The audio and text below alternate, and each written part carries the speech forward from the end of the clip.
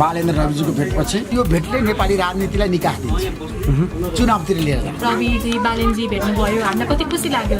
हामीले पोजिटिभ वेमा लिनुपर्छ सबै कुराहरू। आधिकारिक रूपमा केपी शर्मा ओलीलाई पत्र पठाउनु पर्यो गौरीबहादुर कार्कीको आयोगले। पत्र पाइसकेपछि केपी शर्मा ओली जानु भएन भने प्रधानमन्त्री पद ठुलो होइन, देश ठुलो कुरा हो, जनता ठुलो कुरा, देश र जनताको लागि काम गर्नुपर्छ।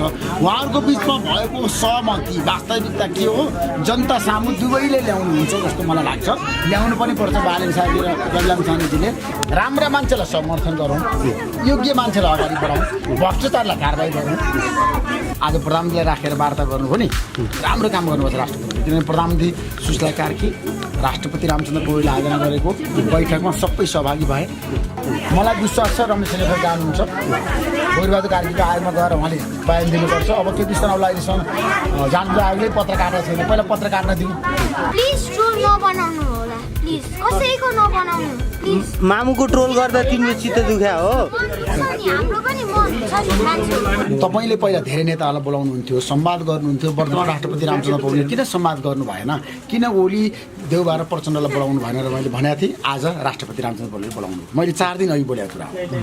मैले बारम्बार प्रधानमन्त्रीलाई पनि भनेको छु, आज प्रधानमन्त्रीलाई राखेर वार्ता गर्नुभयो नि, राम्रो काम गर्नुपर्छ राष्ट्रपतिले। किनभने प्रधानमन्त्री सुशीला कार्की राष्ट्रपति रामचन्द्र पौडेलले आयोजना गरेको बैठकमा सबै सहभागी भए।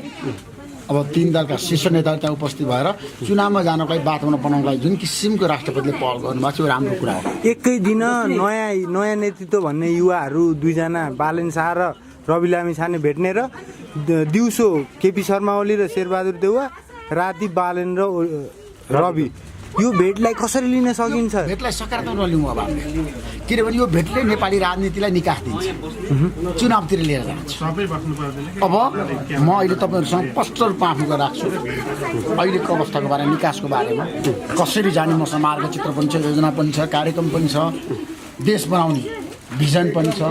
त्यसैले म तपाईँहरूसँग अन्तर्क्रिया गर्छु, तपाईँसँग मिलेर जानुपर्छ। तपाईँहरूको एजेन्डालाई जसरी आज मैले सोसियल मिडियालाई छ नि आक्रमण गर्दाखेरि सरकारले सबभन्दा पहिला सडकमा आएको मान्छे म हुँ। आज म के भनिरहेको छु भन्दाखेरि देशमा एउटा सकारात्मक सन्देश गइराखेको छ।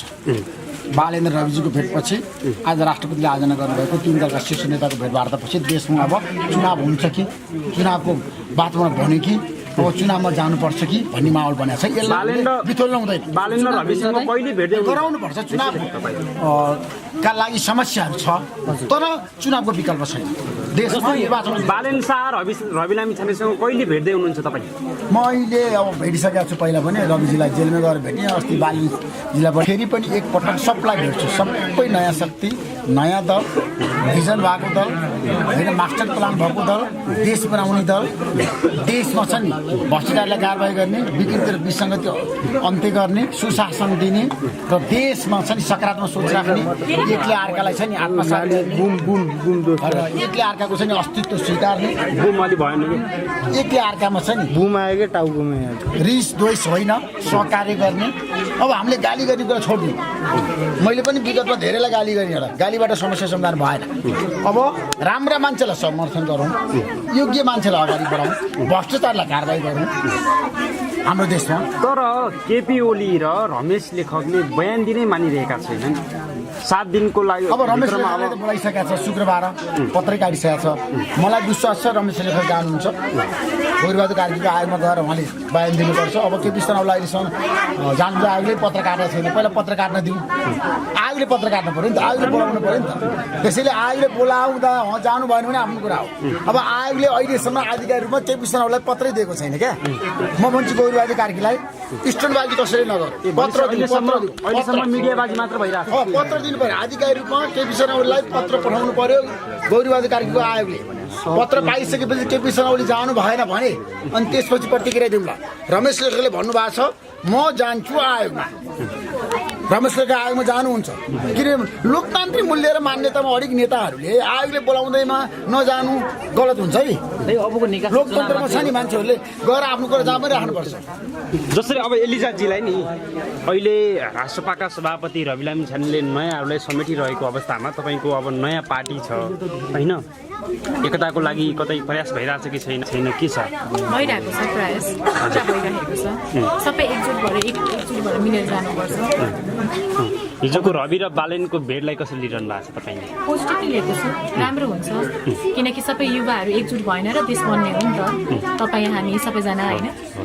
अब जनादेश पार्टीले अगाडि बढ्नको लागि के गर्दैछ अबको नेक्स्ट कामहरू? अहिले बोल्नुभन्दा पनि हामी काम गरेर देखाउँछौँ आउने दिनमा। हामी निर्वाचन भन्दा पनि अब कसरी हुन्छ एकजुट भएर नयाँ शक्ति सबै युवाहरूलाई एकजुट माझ लगेर हामी आउने दिनमा अगाडि बढ्छौँ। जसरी तपाईँ दुर्गा परसाईको घरमा गइरहँदाखेरि दुर्गा परसाई यो पार्टी खोलिसकेपछि भेट्न जानुभयो, कतै दुर्गा परसाई र तपाईँ दुर्गा परसाईले पनि पार्टी खोल्ने घोषणा गरेको अवस्थामा कतै मिल्ने कुरा हो कि?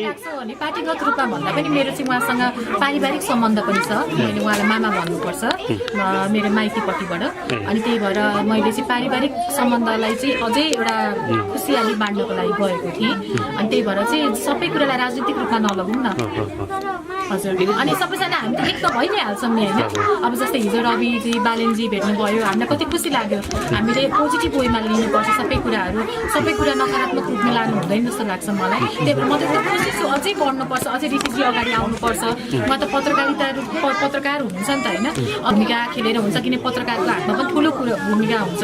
उहाँले चाहिँ उहाँले त्यसै पनि रात दिन अब यो सबै कुरा मिलाउनकै लागि रात दिन हिँडिराख्नु भएको छ। त्यही भएर मैले चाहिँ पोजिटिभ वेमा लिन्छु सबै कुराहरू। आज नानीको शुभ जन्मोत्सव छ, आज नानी कति वर्ष पुगिन्? नानी 11 पुरा भएर 12 लाग्ने भनेको तपाईँहरूको विवाह भएको चाहिँ कति वर्ष भयो? 12-13 वर्ष भयो। एलिजा छ नि रवि र बालिन भेट भइसक्यो नम्बरमा नसुन न, 11-12-13 वर्ष, अब हामी त बुढाबुढी भइसक्यो, अहिले पे गरेको हो र 12-13 वर्ष भइसक्यो, नम्बरमा नलानु न फेरि। यस्तो रवि र बालिन भेटघाट भइसकेपछि चाहिँ कतिपयले फेरि पटकै भागभन्डा भयो, त्यो त ओली देव पचङ्ग भन्दा के फरक भयो भन्ने भयो। हामीले त सकारात्मक कुरा भेटघाटलाई पनि राम्रो होला, अब देश राम्रो होला, परिवर्तन होला, राम्रो दिन आउला, यो आन्दोलन सबै कुरा हटेर जाओस्। यतिबेला सुधा कति टेन्सन छ होइन, आज पनि आन्दोलन थियो, भोलि पनि आन्दोलन छ, दिनै पछि माइती घर चाहिँ आन्दोलनकै लागि जन्मेको जस्तो भएको छ। देश बनाउने एजेन्डा भन्दा पनि पद बाँडफाँडको कुरा चाहिँ बढी आयो भन्ने भइरहेको होइन। यसबारेमा हामीले चाहिँ सकारात्मक कुरा गर्नुपर्छ। उहाँहरू दुईटाले सहकार्य गर्ने निर्णय गर्नुभएको छ, आधिकारिक रूपमा दुवैको मुखबाट कुराहरू आएको छैन। तपाईँ खुलेर त्यसैले गर्दाखेरि अहिले भेट्नु चाहिँ ठुलो कुरा हो। यो भेटवार्तालाई सकारात्मक रूपमा लिउँ, सकारात्मक रूपमा होइन। ठिक छ होइन, पहिला देश बनाउने कुरा गर्नुपर्छ। म भन्छु अहिले पनि प्रधानमन्त्री पद ठुलो होइन, देश ठुलो कुरा हो, जनता ठुलो कुरा, देश र जनताको लागि काम गर्नुपर्छ। उहाँहरूको बिचमा भएको सहमति वास्तविकता के हो जनता सामु दुवैले ल्याउनुहुन्छ जस्तो मलाई लाग्छ। ल्याउनु पनि पर्छ बालेन साहजी र रविलाम छानेजीले, वास्तविकता के हो, किनभने जनताले थाहा पाउनुपर्छ। हामीले लुकाइएको छ जस्तो काङ्ग्रेस एमालेको साथीको सहमति अहिलेसम्म लुकिया छ, बालेनको बदलीको सहमति लुकिया छ भने के फरक छ भने भिन्नता चाहिँ के छ नयाँ कुरामा?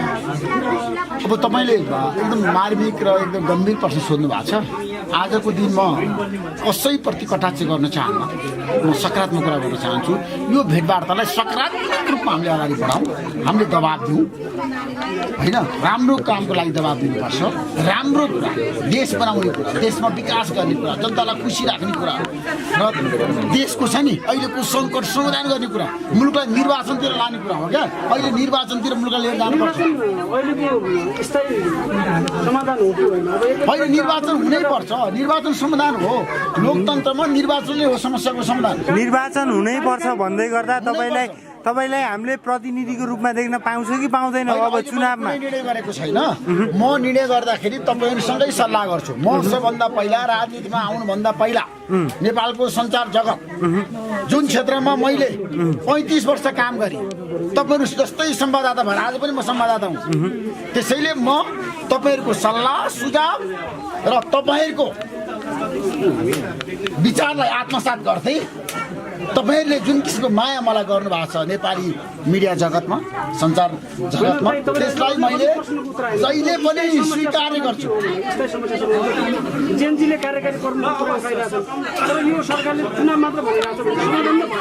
होइन, चुनावमा जाउँ, जेनजीहरूको मागलाई सम्बोधन गर्ने गरी। यति बेला ऋषि धमलाको छोरीको जन्मदिन मनाउँदैछौँ, दर्शक पनि देख्न सक्नुहुन्छ।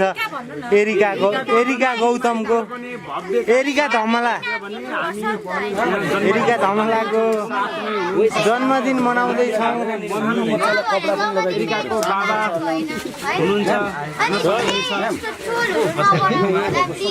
होइन मेरो ड्याडी मेरो मम्मीले एटलिस्ट ट्राई गरिरहनु भएको छ नि होइन। अब एक दिनमा देश बनिन्छ एक दिनमै देश नबनाउने यस्तो होइन। किनभने मान्छेले एक दिनमै सबै कुरा गर्छन्। हामी बच्चा हुने बेलामा हामी कुद्छौँ कुद्दैनौँ नि, बिस्तारै सिकेर कुद्छौँ कि। त्यही भएर प्लिज ट्रोल नबनाउनु होला, प्लिज कसैको नबनाउनु प्लिज। मामुको ट्रोल गर्दा तिम्रो चित्त दुख्या हो? हाम्रो पनि मन छ नि मान्छेहरू होइन, प्लिज। त्यही भएर मलाई पनि नराम्रो कुरा केही नभन्नु होला। मेरो सोच नभनेको हो, तपाईँहरूलाई नबोलेको भने तपाईँहरूको दिमागमा राख्नु, कमेन्ट चाहिँ नगर्नु होला है प्लिज।